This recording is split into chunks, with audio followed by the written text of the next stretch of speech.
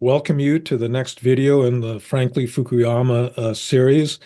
Uh, Today, I'm really happy to be able to speak with Don Kettle. He's a professor currently at the University of Texas. He was a former dean of the School of Public Policy at the University of Maryland. I would say that he is the foremost, well, maybe I should be a little careful that I would say he's among the handful of foremost experts on public administration in the United States, and I think he has been actually in the media quite a lot ever since January 20th. Because if you want to know about how the civil service and the American bureaucracy work, there's no better person than Don. He and I have been working together in a little project called Reform for Results, which is both seeking to protect but also to lay out plans for reforming the American bureaucracy. Right now, we're in the midst of a supposed reform effort, this Department of Government Efficiency led by Elon Musk. I think that both Don and I agree that the American federal bureaucracy seriously needs reform. But I think we also agree that the way that Musk and the current administration are going about it is all wrong. And in this and in a series of future videos, we hope to lay out exactly what we think the problems with our current government are, and I think the appropriate ways that we could start to fix some of that, as well as some of the problems that we see that are being inflicted on American citizens, on the ability of America to do the things that people expect of its government by what's going on in Washington today.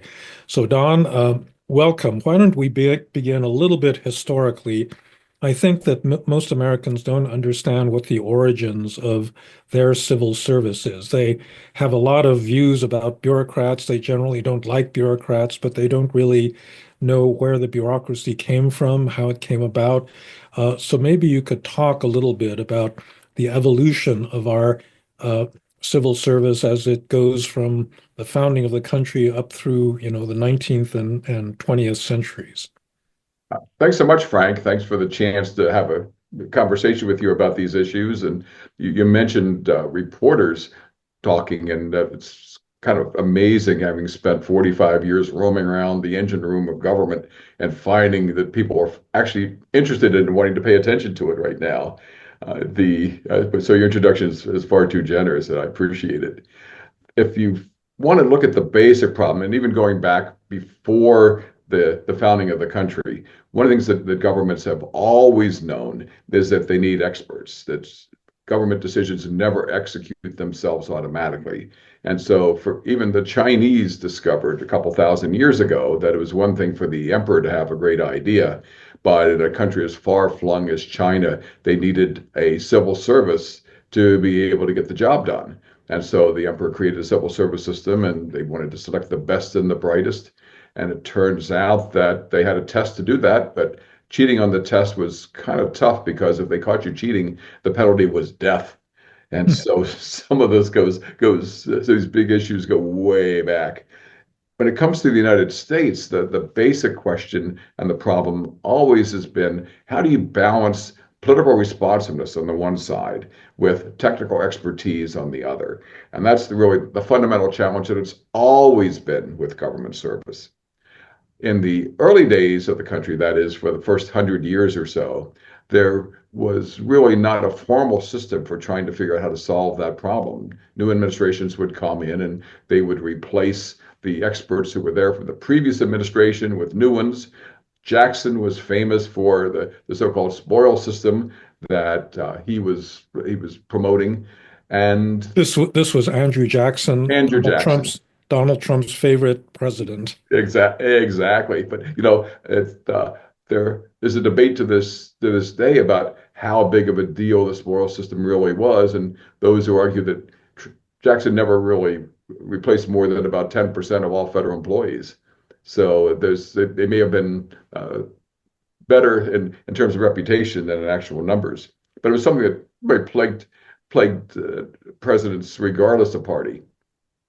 Abraham Lincoln came in and he spent a good chunk of his day with people lining up down the stairs of the White House and coming to ask him for jobs to the point that he even had an emergency escape door installed in his office in the second floor just to be able to get himself out of there.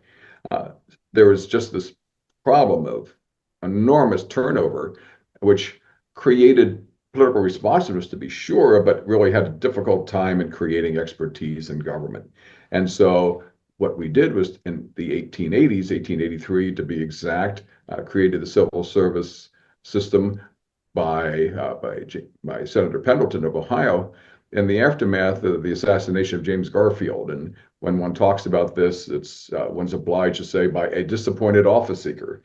There was a guy who was clearly deranged, who was convinced that he had given a speech in Pennsylvania that had probably made it possible for Garfield to be elected president, which was just nuts. But he got himself convinced of that, came to Washington, made a pest out of himself, demanded jobs and not just any job, but he wanted to be U.S. ambassador to Vienna. And if that didn't work out, maybe Paris would be okay. And they finally decided, kept telling him, just get out of here, don't bother us anymore. And he ended up being so furious that he got a gun and shot the president and killed him.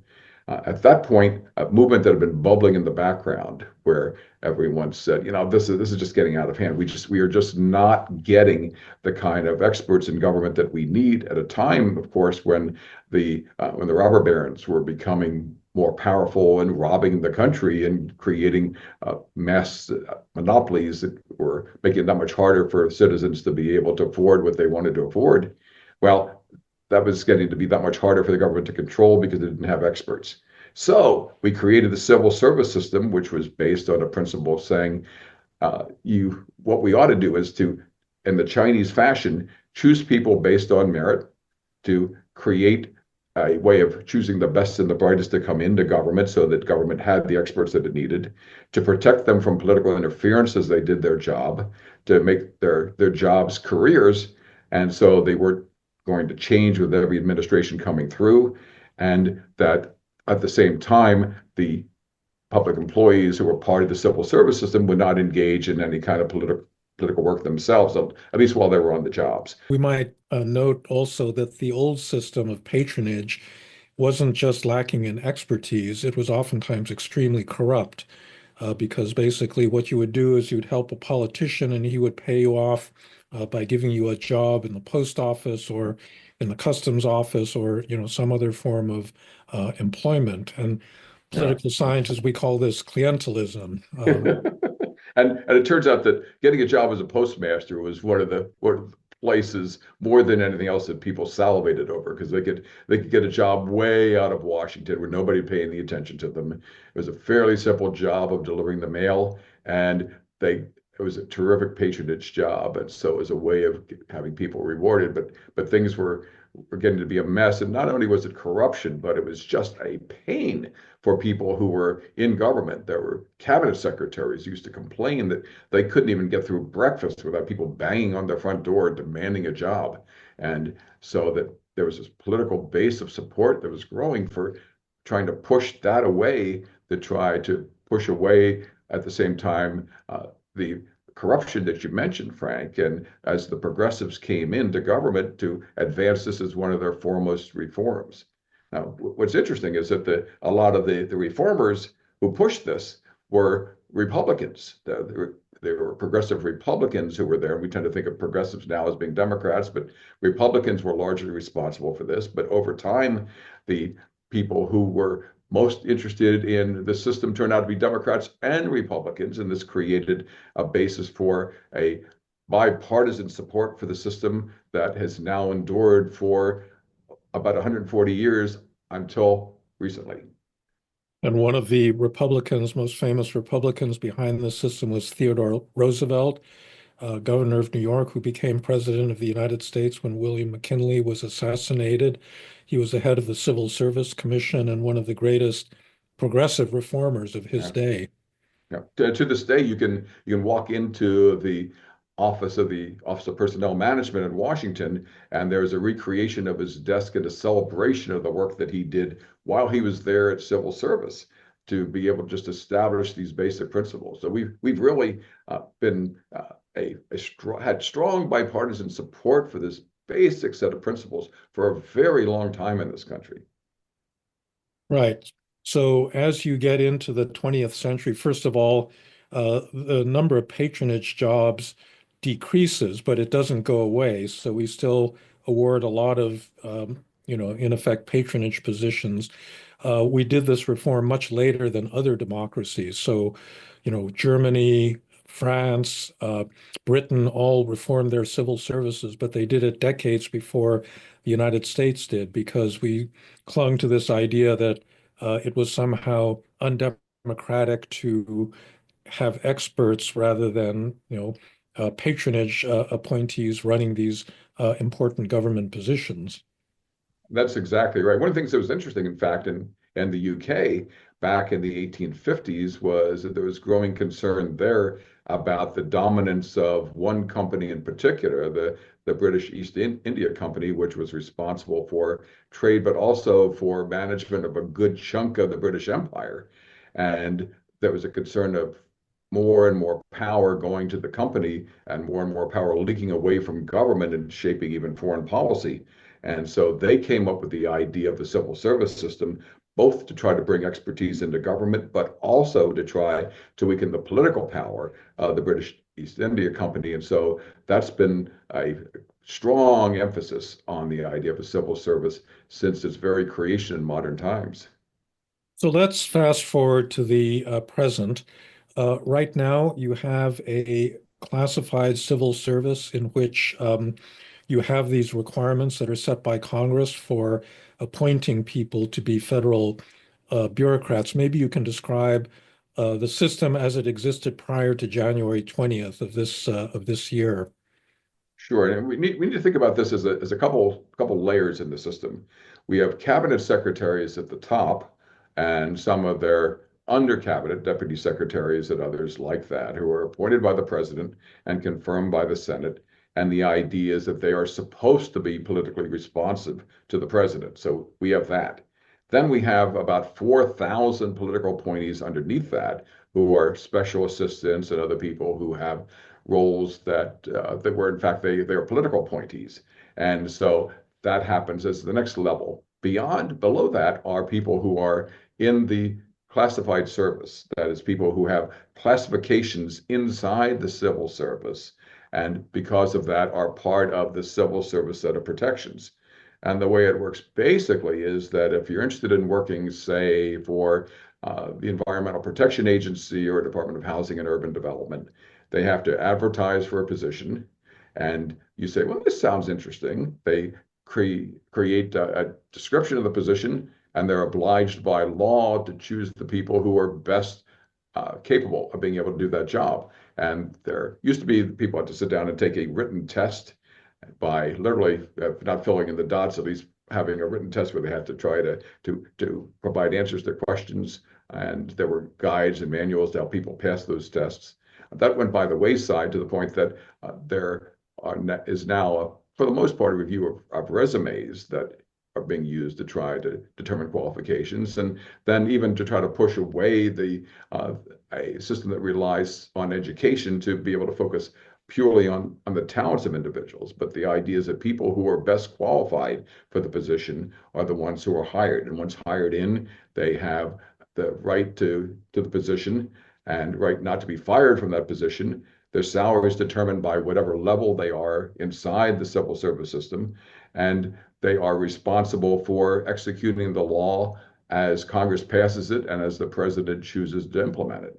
And so that we have a system that's designed to be politically responsive in the sense that people who are working in the civil service have the job of doing what Congress and the president want, but at the same time who are professionally capable and competent in terms of doing the job as their training says it ought to be done. So whether they're figuring out how best to collect economic statistics and make forecasts on the one side, or whether they're running federal housing programs on the other, they are people who are chosen for the skills that they bring to the job. Right. And the political direction as a result of elections is really done by that layer at the top, the political appointees, and they can order the bureaucracies underneath them to carry out the wishes of the president of Congress as expressed in an election. But the people actually doing the job of implementing those mandates are supposed to be neutral, and they've got a certain ethical perspective on their jobs as well, right? It's Yeah. uh, how would you describe that ethos that, a public servant is supposed to demonstrate?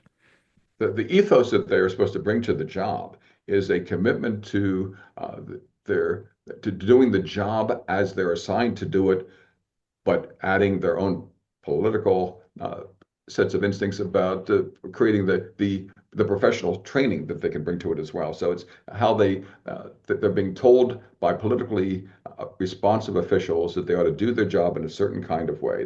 That, for example, there may be certain kinds of programs that ought to get priority in providing grants for the Urban Mass Transit Administration for buses and trains and mass transit communities. So there are priorities that ought to be established for that. And Congress authorizes the money to be spent for these projects. And then the people who are the career officials have it as their job to review applications for this funding and decide which communities' applications are in fact the most the best ones that are most likely to provide the best benefit to the most number of citizens who exist out there. And so they have the policies set by the top, and then execution that happens at the bottom in terms of the way in which people apply their professional judgment. Now, the problem is that this administration believes that there have been too many of those decisions that have been made by people inside the bureaucracy that, in fact, represent not a responsiveness to the policies set by the president, but on the other hand, are responsive to the personal values of the people who are making the decisions. That is, in many cases, people who the administration believes are left-leaning and therefore are unaccountable to conservatively leaning administrations. And so that's where the argument in terms of the so-called deep state comes from, that's one thing for the president to be elected, but if the president can't have his or her own policies executed as the president sees fit, then there's a real problem with the political responsiveness of the bureaucracy. And that's the battle we're having now. Right. And we should point out that this conservative critique of the bureaucracy goes way back, way before the current Trump administration, in the 1930s with the big expansion of the welfare state and government regulation under the New Deal, Franklin Roosevelt's New Deal. This was a perennial complaint that the bureaucracy had somehow escaped the control of its political masters and was following its own agenda. And it's been a problem since, frankly, since ancient China and since the time when the bureaucracy as a system and the civil service was invented. That the problem has always been, if you think about it, you have people that you hire to be experts. And one of the problems and challenges of holding experts accountable is that you need to know enough about what the experts are doing to be expert yourself enough to be able to detect when maybe they're straying from what you have in mind. But if it turns out that you're saying something that you don't think that they're pursuing as you would want them to do, then there's this that they're being obstinate, they're digging in, they're actually steering the policies in a different kind of direction. Of course, the problem is that you have people coming in who often are not expert, who start making decisions about what ought to be done, and it turns out that they may not know enough about how to do things well, and so things that look like a bureaucracy fighting back and actually be trying to the efforts of administrators to try to help the bureaucracy do what it is it needs to do. Friends of mine in Australia say, there are two ways of being able to undermine new people coming in. One is to do nothing of what they want. So that looks like sabotage. The other is to do everything of what they want. And if you do everything what they want, then the people who are in charge fail to be protected from their own mistakes. And so you just allow people to sail right off the end of the earth, and then things happen, bad things happen, bad headlines happen, and the bureaucracy says, well, we're just doing what it is that you told us to do, and Right. bad things can happen that way. So there's a fundamental tension here between the efforts of people in the bureaucracy to try to help administrators, career of bureaucrats trying to help the political appointees do what they want to do, and efforts to try to raise questions that, on the other hand, can end up looking like the bureaucracy not being responsive. Okay, so let's talk about Doge, Elon Musk, and the Trump administration because they have attacked this problem with something of a battle axe or a sledgehammer. It's hard to know the exact metaphor that's Or even appropriate a here. bulldozer. Bulldozer, right. And I think that there are problems in several directions. There's a procedural problem because if you want to get rid of a bureaucrat or an agency or a function, there is a certain way that's been prescribed by Congress to do that that's legal. And then there are extra legal ways of doing it. And then there's a question of what you should be doing. Are you cutting the right functions and is it actually steering policy in the right direction? Let's begin with that procedural question, which is the domain of administrative lawyers.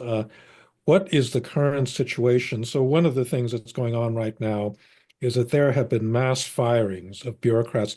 The number is up to, what is it, 60, 70,000?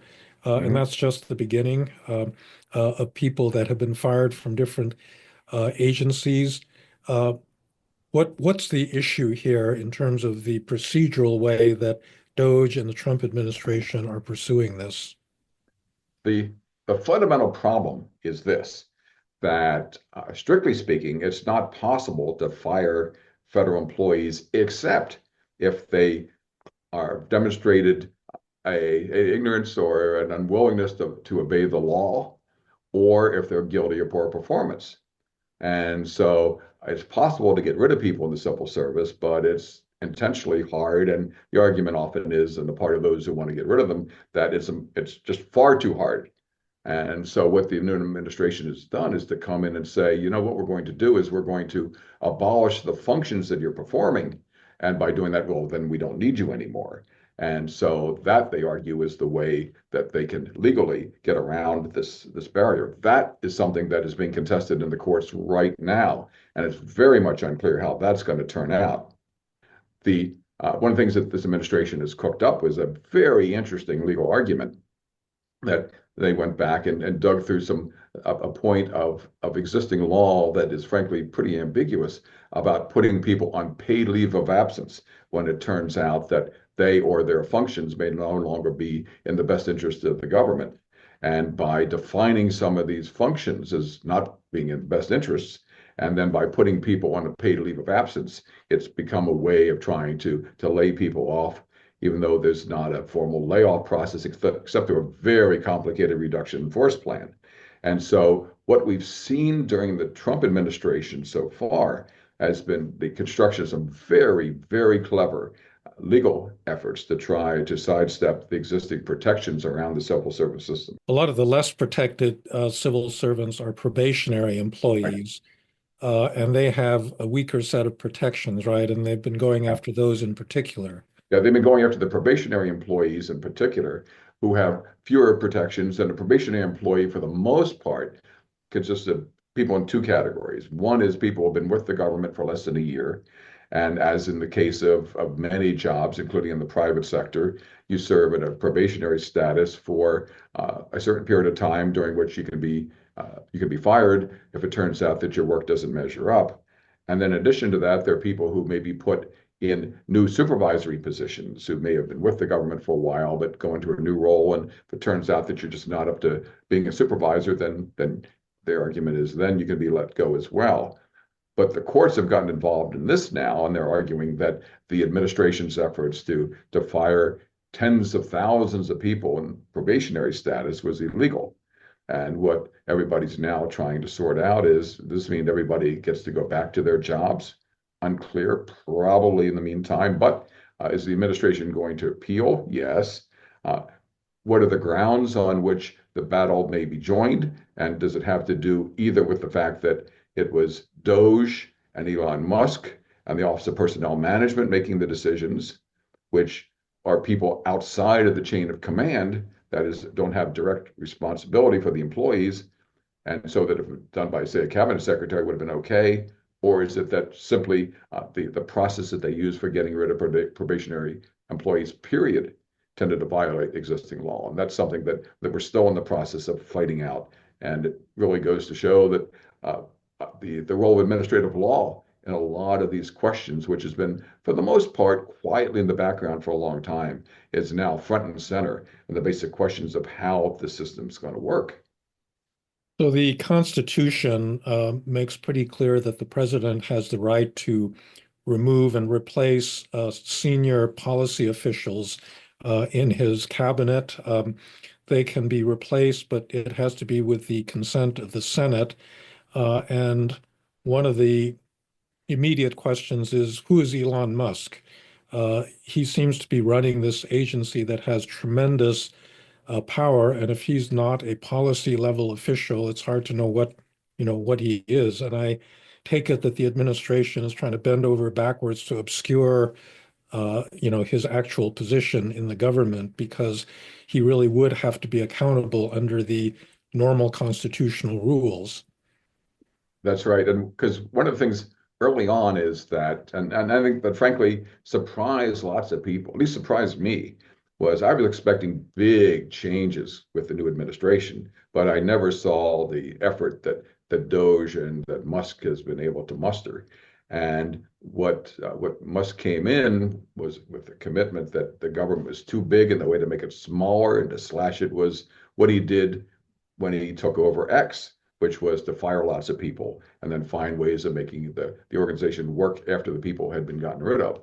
And he's following the same kind of pattern in the federal government right now. But the problem is that it's one thing if you own the company and you can decide what you want to do with the employees that work for you. It's very different, as you pointed out, Frank, if you're in the federal government, because there are all these protections, and especially leaving aside the question of whether or not people can be fired at all. Can the decision be made by somebody who is, uh, first of all, not in the line of authority?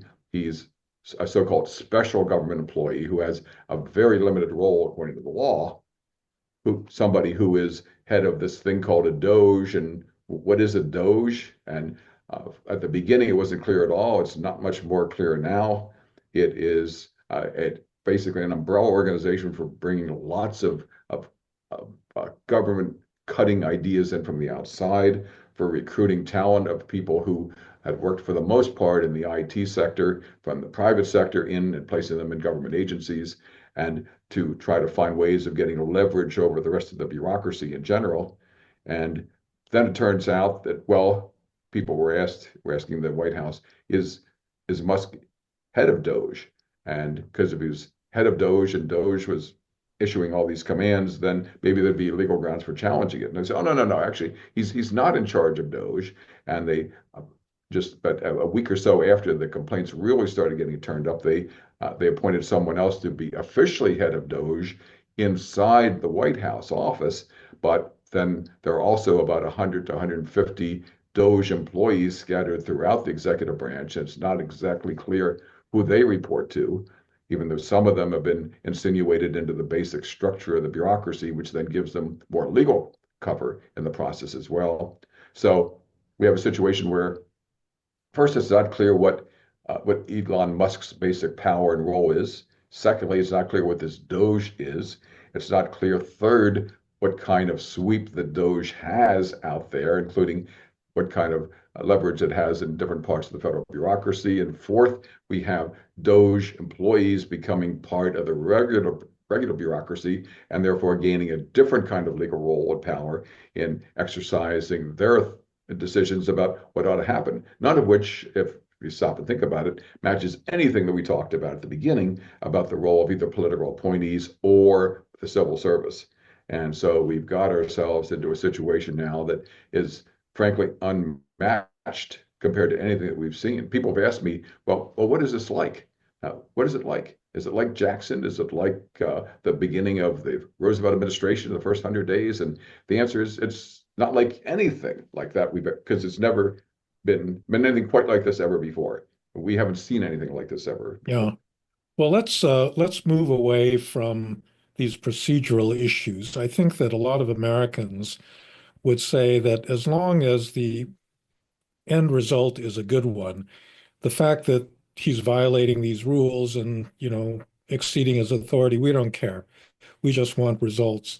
Now, one of the things that seems to me wrong with the analogy with Twitter is that if Elon Musk bought Twitter, fired 70% of the employees, and the thing, uh, manages to survive, in a way, it doesn't matter. Because, I mean, if Twitter disappears, who the hell's going to care? It's not that important. On the other hand, if the Defense Department or the FBI or an intelligence agency goes under, it is going to matter. If the health agency that looks for new diseases can't do its function, if NOAA can't predict hurricanes and Santa Ana winds, then people are going to suffer. So maybe we can talk now about the kind of substance of the effects that this approach to government cutting is having already and is likely to have as it proceeds.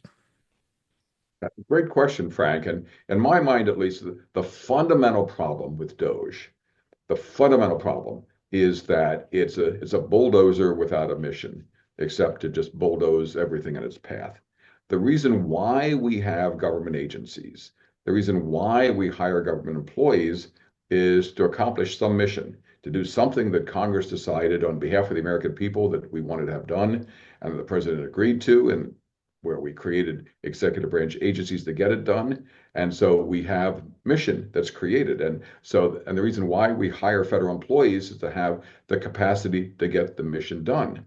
For example, to make sure that when you go to the airport, you don't have to wait 5 hours to get through the TSA screening, to make sure that when you get on the airplane, that you don't have to wait for hours to have air traffic controllers figure out how to get you to where you want to go, to make sure that when you're airborne, that the door of the plane's not going to blow off because there were inadequate safety inspectors to make sure that things were safe. And by the way, the head of the FAA reportedly complained that Doge had been cutting his air traffic controllers without his authorization, which does not seem like a very sensible thing to do in a period when we've actually had several big near misses.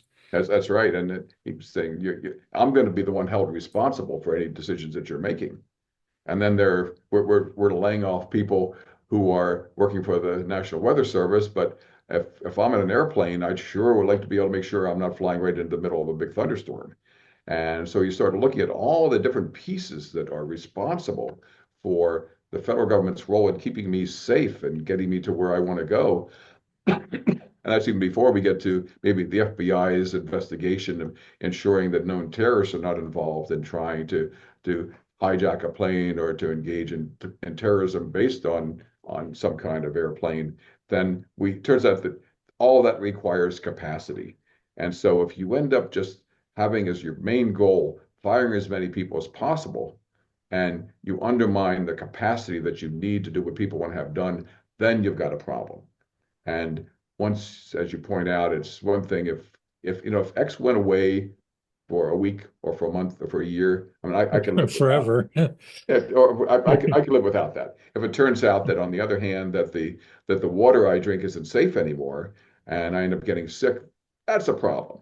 And so we have to try to think about what kind of capacity do we need for government to get its work done. And that's the missing link in this conversation. And we just haven't been talking about it. And there's just been a sense that, well, government's too big, it's too powerful, there are too many bureaucrats. The way to solve that problem is to fire as many of them as possible. And how many? The answer is as many as you can do. But that all misses the basic point that the reason why we have them to begin with is because we want them to do things like going to the VA, for example, if you're a veteran, and getting the kind of health care that you need. And if it turns out that you fire too many people and you can't get the health care that you want, that you need, it turns out that you don't have, that you end up dying from an illness that the VA could have detected and prevented or cured or treated. And all of a sudden, that's a problem too on top of that. So it's just finding a way to reconnect the mission of what government does with the capacity that it needs to get it done. So let's talk about another aspect of what's been going on, partly through Doge and partly through, the White House. They've managed to fire a lot of very interesting people. For example, the inspectors general in a whole bunch of agencies. They've announced that they don't want to enforce certain parts of the Foreign Corrupt Practices Act. There's a lot of safeguards that exist in the government to prevent, the outright corruption and politicization of a lot of important government offices. There are these so-called for-cause removal protections for certain key positions, like the head of the IRS, the head of the Bureau of Labor Statistics. And you can see why you would want to protect those positions, because if you put a political crony in the position, let's say, of the IRS commissioner, you could order tax audits of people that you regard as political enemies. If you're the head of the BLS and inflation starts to go up because you've tariffed all your closest trading partners, you could tell the agency to falsify the statistics. This is not fanciful. This is what the populist government of Christina Kirchner did in Argentina about 10 years ago. So it seems to me that this is also paving the way for a lot of, outright corruption. And there's a problem there for sure because, for example, go to the IRS, and the argument is, well, we've got too many tax collectors, and the IRS has been sticking its nose too deeply into the lives of Americans, and on top of that, that even Trump's tax returns were leaked out. Well, first part is that Trump's tax returns were leaked out, and who? But by a private contractor working for the IRS, because the IRS didn't have enough employees to take care of the job. And there was a contractor who took it on himself to release that to the press. And he said afterwards, well, geez, I guess I didn't understand that I shouldn't have done that. But there's from the head slap moment, it's just why we have government employees to begin with, to make sure that the basic values we have are not violated. Could we conceive of the IRS being used in a political kind of way? Well, that's precisely what the Nixon administration wanted to do back during Watergate. And one of the charges that were raised against it was the effort to try to inflict audits on their enemies and to embarrass people who were out there opposing the administration in the process. It's there. When it comes to lots of statistics, whether it's counting the number of measles cases on the one hand, or trying to track the level of unemployment on the other, if you're not measuring it, if you don't see it, then it can't be a problem. And it's the easiest way to try to make problems go away is not to measure them. And when there's a strong political pressure for an executive to try to maintain its political power, the easiest thing to do is to try to make the problems go away. And so the political pressure that could come with the whole process of collecting these numbers is something that is really pretty extraordinary. Even when it comes to the nation's money supply, one of the things that we hope is that we can have a government that operates in a way that keeps the value of our money as steady as possible, and that doesn't fuel inflation and doesn't give in to political pressures, because the easiest way for a president to get reelected is to push hard to make sure interest rates are as low as possible, because that makes everybody happy, except that it fuels inflation. Could we ever imagine that happening? Well, during the Nixon administration, I had a long conversation with John Ehrlichman, one of the Watergate chief conspirators in the Trump administration, about this. And he said, yeah, it turns out that Nixon brought the head of the Federal Reserve into the Oval Office and squeezed him hard to lower the interest rates, because that, he was concluding, was the best way to try to help ensure his reelection. If we do that, then that can unleash inflation that later we all pay for. And so that's bad policy, it's bad economics, and it turns out ultimately bad politics too on top of that. But the temptations for engaging in that kind of Yeah. political interference are enormous. Well, it's bad politics in the long run, but Yeah. in the short run, you can get away with it and Yeah. get reelected, and that's a real problem.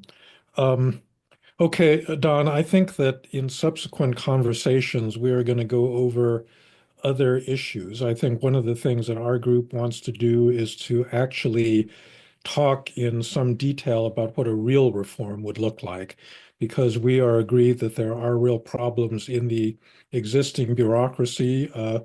After this whole Doge Trump administration episode is over, there may come a time when Americans are willing to fix the real problems that exist and not these imaginary ones that Doge is going after right now. So I think in future conversations, we want to uh, talk about this.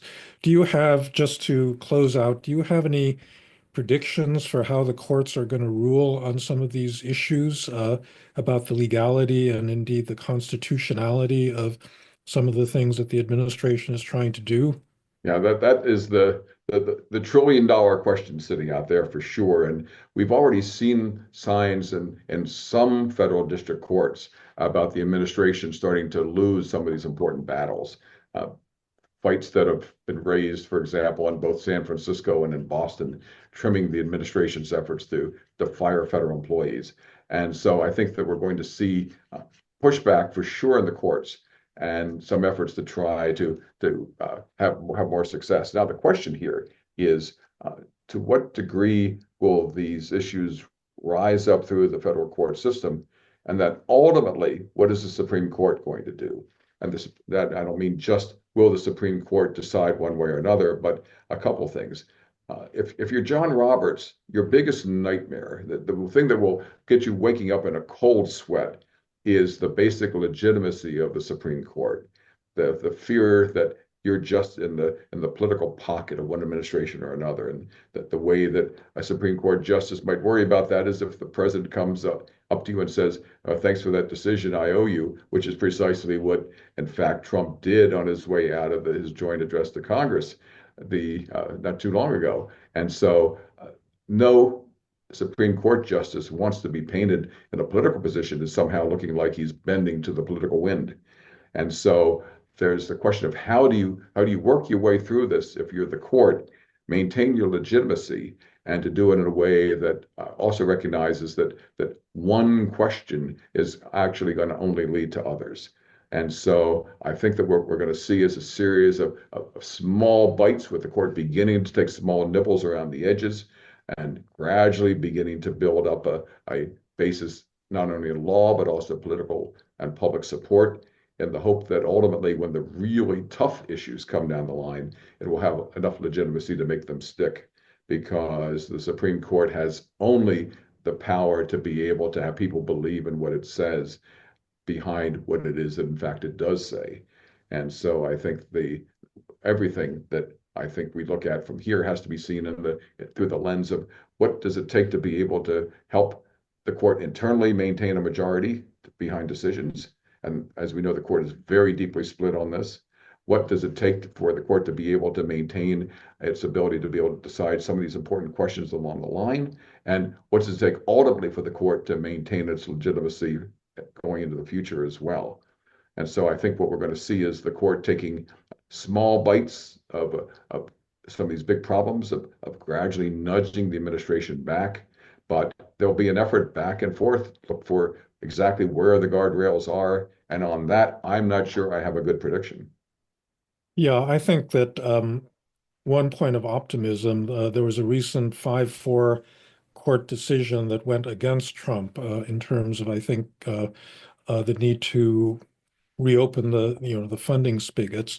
This made a lot of MAGA supporters really mad at Amy Coney Barrett, Yeah. because she voted against the conservatives in that particular case. But it does indicate that in the Roberts Court, it's not a slam dunk that they will simply approve everything that the president does.